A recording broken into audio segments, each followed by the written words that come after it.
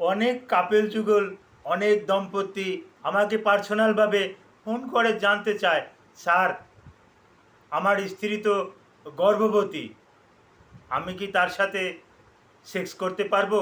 আমি কি তার সাথে যৌন সঙ্গম করতে পারবো?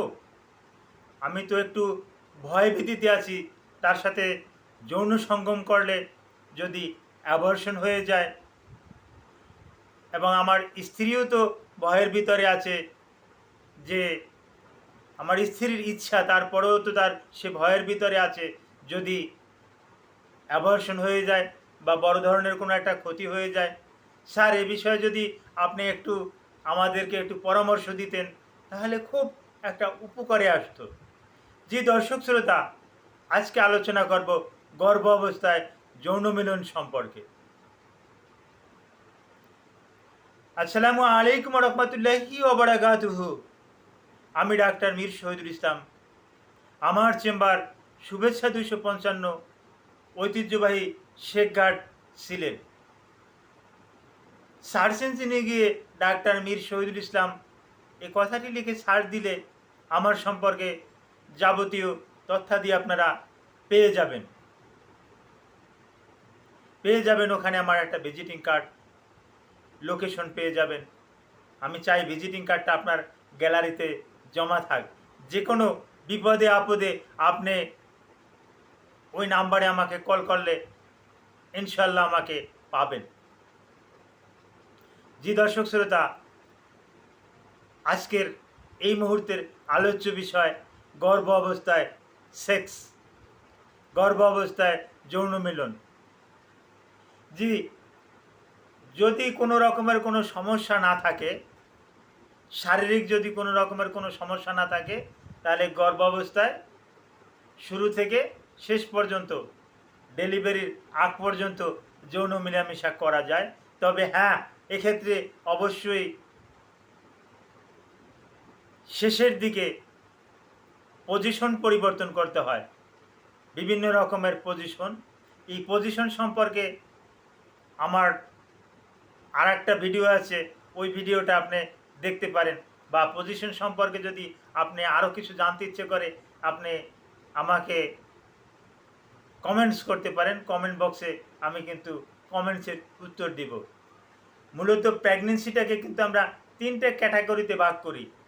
এই তিনটে ক্যাটাগরির number 1 first time star, number 2 second time star, number 3 third time star. এই তিনটে ভাগে কিন্তু আমরা বিভক্ত করি, অর্থাৎ প্রথম ধাপ, মধ্যম ধাপ আর শেষের ধাপ বা তৃতীয় ধাপ। এই তিনটে ধাপে আমরা বিভক্ত করে থাকি। এখন গর্ভের সন্তান আসার পর, কনসেপ্ট হওয়ার পর, যদি পূর্বের ইতিহাস থাকে যে বাচ্চা অ্যাবর্শন হয়ে গেছে, তাহলে সেক্ষেত্রে আমরা নিষেধ দেই যে না, এই সময় যৌন মিলন করা থেকে বিরত থাকুন। তারপর সেকেন্ড টাইমস্টারে যদি দেখা যায় যে পেয়ার বেবি আছে, আলট্রাসোনোগ্রাফিতে দেখা যায় টুইন বেবি, এবং বাচ্চাটা জরায়ুর ভিতরে থাকে একটা পানির ভিতরে, ফ্লুইডের ভিতরে। এই ফ্লুইডের পরিমাণ যদি 1.5 লিটারের যদি বেশি থাকে, সেক্ষেত্রে আমরা কিন্তু যৌন সঙ্গম করতে নিষেধ করি। তবে সেকেন্ড টাইমস্টারটা এমন একটা সময়, শুনলে আশ্চর্য হবেন, এই সময় মেয়েরা, ওই সময় মহিলারা কিন্তু যৌন সঙ্গম করার জন্য পাগল হয়ে যায়। তখন কিন্তু তারা যৌন সঙ্গমের জন্য কিন্তু মানে বেকুল হয়ে যায় সেকেন্ড টাইমস্টারে, দ্বিতীয় ধাপে। তখন যদি কোনো রকমের যদি কোনো অসুবিধা না থাকে, তাহলে নির্দ্বিধায় যৌন সঙ্গম করতে পারেন। কোনো রকমের কোনো অসুবিধা এ সময় নাই।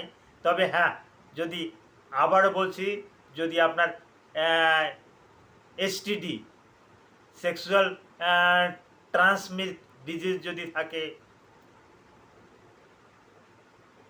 তারপর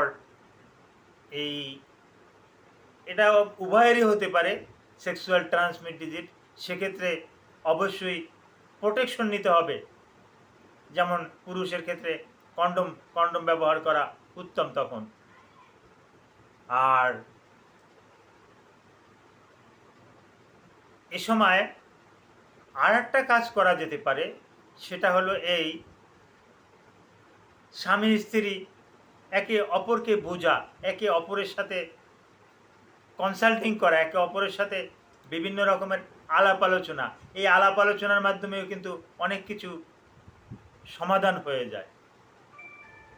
আপনি যদি আপনার স্ত্রীর সাথে মেলামেশা করতে চান, আর যদি আপনি জানেন যে তার আগে অ্যাবর্শন হয়ে গেছে, তাহলে আবার নতুন করে করলে একটা অ্যাবর্শনের ঝুঁকি থাকতে পারে। তবে এটা সাধারণত খুব কম হয়, কারণ বাচ্চাটা থাকে ইউটেরাসে, গর্ভে, একটা বড় একটা প্রাচীরের মধ্যে।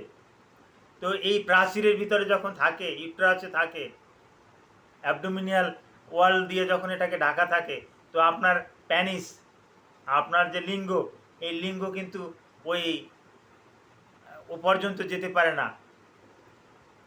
সেক্ষেত্রে কিন্তু কোনো সমস্যা হওয়ার কথা না, এবং হচ্ছেও না। আর আল্ট্রাসোনোগ্রাফিতে যদি দেখেন যে বাচ্চার প্লাসেন্টা, গর্ভফুল, এগুলো যদি নিচের দিকে থাকে এবং ওয়াটারের পরিমাণ যদি 1.5 লিটারের বেশি থাকে, সেক্ষেত্রে ওয়াটারটা ভেঙে যেতে পারে। ওয়াটারটা ভেঙে গেলে তাৎক্ষণিকভাবে সিজার করতে হয়। তো এই ধরনের সমস্যা যদি না থাকে, ডাক্তার যদি বলে যে না আপনি আপনার স্ত্রীর সাথে সেক্স করতে পারবেন, তাহলে আর কোনো রকমের কোনো অসুবিধা নাই, আপনি সেক্স করতে পারবেন। তো হ্যাঁ, এ সম্পর্কে এতটুকুই আমি সমাপ্ত রাখলাম। এই গর্ভকালীন সময় সেক্স এ বিষয়ে যদি আপনারা আরও বিস্তারিত জানতে চান, আমি কিন্তু নিয়মিত কমেন্টস পড়ি। এই ভিডিওর কমেন্ট বক্সে আপনি কমেন্ট করবেন, আমি কমেন্টসের উত্তর দেব। Thank you all.